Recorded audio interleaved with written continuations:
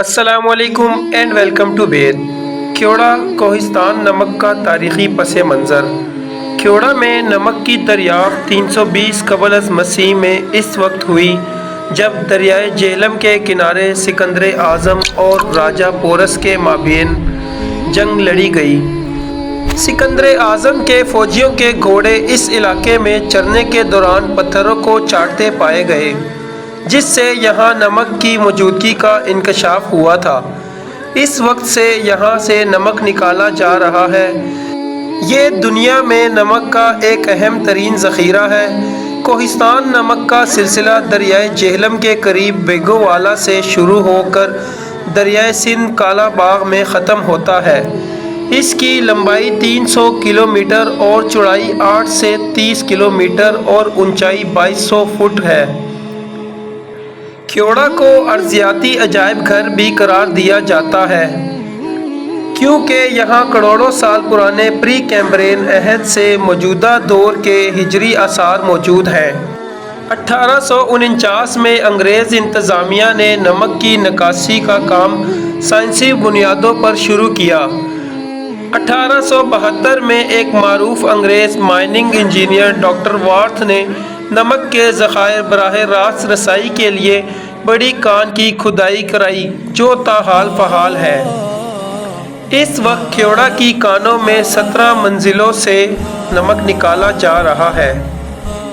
سائنسی اصولوں کے مطابق نمک کی کان سے 50% نمک نکال کر 50% بطور ستون چھوڑ دیا جاتا ہے، جو کہ کان کی مضبوطی کو قائم رکھتا ہے، اور اب تک تقریباً 220 ملین ٹن نمک نکالا جا چکا ہے۔ ایک اندازے کے مطابق یہ نمک زیر زمین 110 مربع کلومیٹر کے علاقے میں پھیلا ہوا ہے۔ یہ دنیا کی دوسری بڑی خوردنی نمک کی کان بھی کہلاتا ہے۔ کیوڑا نمک کی کان ضلع جہلم پنجاب پاکستان میں واقع ہے۔ یہ جگہ اسلام آباد سے 160 جبکہ لاہور سے قریباً 250 کلومیٹر فاصلے پر واقع ہے۔ یہاں سیر و سیاحت کے شوقین حضرات کے لیے دیکھنے کو بہت کچھ ہے۔ سیاحوں کے لیے اچھے انتظامات موجود ہیں۔ سالانہ کئی لوگ یہاں کی سیر بڑے شوق سے کرتے ہیں، جن میں غیر ملکیوں کی بھی کثیر تعداد شامل ہے۔ کان کے مختلف حصوں میں بعض عمارات بھی بنائی گئی ہیں۔ ان میں سب سے مشہور نمک کی اینٹوں سے بنائی گئی ایک مسجد ہے، جس میں بجلی کے کمکمے بھی نصب کیے گئے ہیں۔